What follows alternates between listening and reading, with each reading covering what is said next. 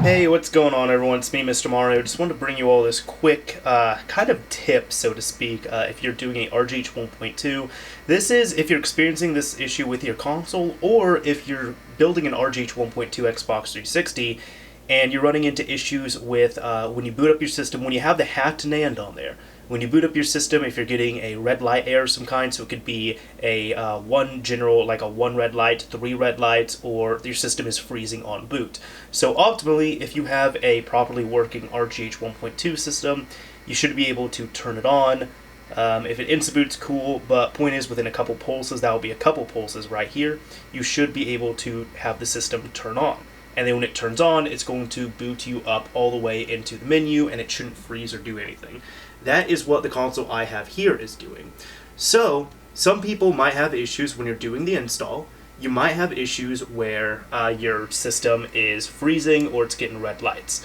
Well, first off, reflash, if you're doing this yourself, reflash back to stock if possible. You see what happens if you end up reflashing your system back to stock, and I'll show you, you pretty much have to hook up a GR programmer or a NAND or something, and only do this part right here. Only do this if you either know someone who can solder or you yourself can solder it in and run the programmer.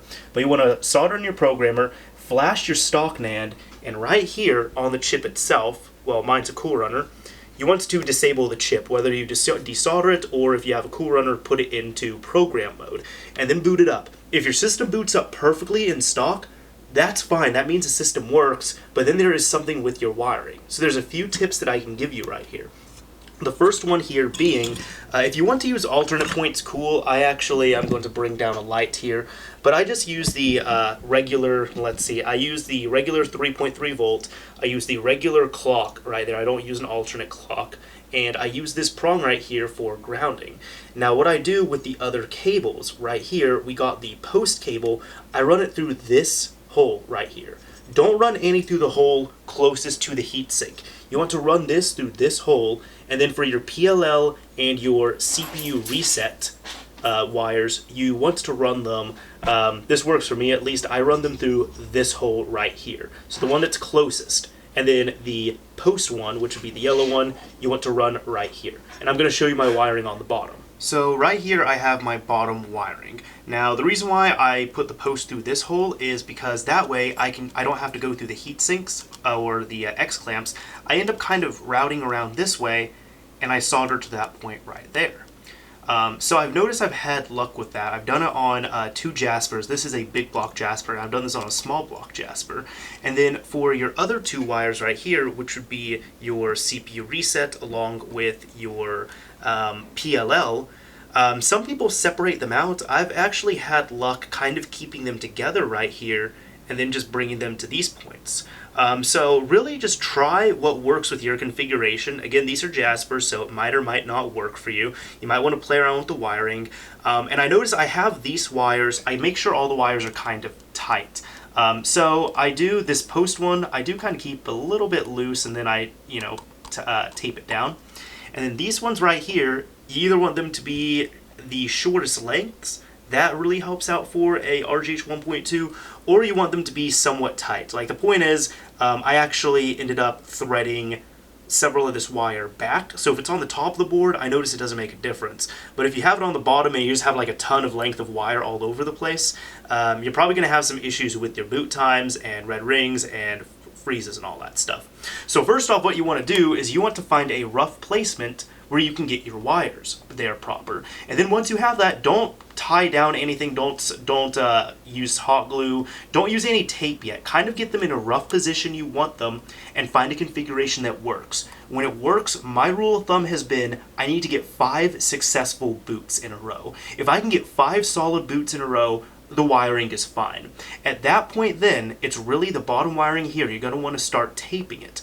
So what I do is, first off, I take the yellow wire, the one that I'm holding right here, which would be the post wire.